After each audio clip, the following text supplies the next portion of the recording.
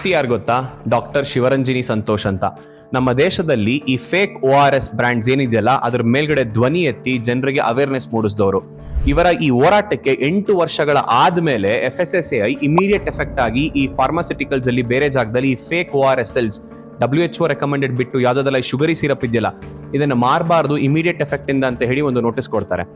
ಇದನ್ನ ಚಾಲೆಂಜ್ ಮಾಡಿ ಒಂದು ದೊಡ್ಡ ಫಾರ್ಮಾ ಕಂಪನಿ ಹೈಕೋರ್ಟಿಗೆ ಹೋಗಿ ಮತ್ತೆ ಸ್ಟೇ ಆರ್ಡರ್ ತಗೊಂಡ್ ಬರ್ತಾರೆ FSSAI ಬ್ಯಾನ್ ಮಾಡಿರುವಂತ ಒಂದು ಆರ್ಡರ್ಗೆ. ಏನಕ್ಕೆ ಗೊತ್ತಾ ರೀಸನ್? ಅವರ 180 crores ವರ್ತ್ ಈ ಫೇಕ್ ORS ಸೆಲ್ಸ್ ಏನಿದೆಯಲ್ಲ ಮಿಸ್ಲೀಡಿಂಗ್ ಲೇಬಲ್ಸ್ ಇರುವಂತ ಒಂದು ಪ್ರಾಡಕ್ಟ್ಸ್ ಅದು ಮಾರ್ಕೆಟ್ ಅಲ್ಲಿ ಆಲ್ರೆಡಿ ಇದೆ. ಅದನ್ನ ಆದ ನಂತರ ಬೇಕಾದ್ರೆ ನೀವು ಬ್ಯಾನ್ ಇಂಪೋಸ್ ಮಾಡಿ. ನಮಗೆ ಬಿಸ್ನೆಸ್ ಅವ್ರಿಗೆ ಪ್ರಾಫಿಟ್ ಮುಖ್ಯ, ನಮಗೆ ಜನರು ಹೆಲ್ತ್ ಹೆಂಗಾದ್ರೂ ಒಡಿಸ್ಕೊಂಡ್ರು ಪರವಾಗಿಲ್ಲ, ನಮ್ಗೆ ಇರೋ ಎಕ್ಸಿಸ್ಟಿಂಗ್ ಸ್ಟಾಕ್ ಖಾಲಿ ಆಗ್ಬೇಕು ಅಂತ ಹೇಳಿ ಸ್ಟೇ ಆರ್ಡರ್ ತಗೊಂಡ್ ಬರ್ತಾರೆ.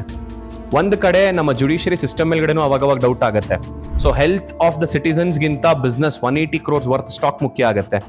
So what she is urging is, ಈಗ ಗವರ್ಮೆಂಟ್ ಅದನ್ನ ಬ್ಯಾನ್ ಮಾಡಕ್ ಆಗ್ತಿಲ್ಲ ಅಂತ ಹೇಳಿದ್ರೆ as a citizens we need to boycott this fake products, ಇದರಿಂದಾಗಿ ಹೆಲ್ತ್ ಮೇಲ್ಗಡೆ ಪರಿಣಾಮ ಬೀಳದೆ ಜಾಸ್ತಿ ಅಂತ. ಇಲ್ಲ FSSAI ಇನ್ನೊಮ್ಮೆ ಅದಕ್ಕೆ ಚಾಲೆಂಜಿಂಗ್ ಮಾಡಿ ಕೋರ್ಟ್ ಅಲ್ಲಿ ಮತ್ತಿನ್ನೊಂದು ಪೆಟಿಷನ್ ಅವ್ರು ಫೈಲ್ ಮಾಡಬೇಕು.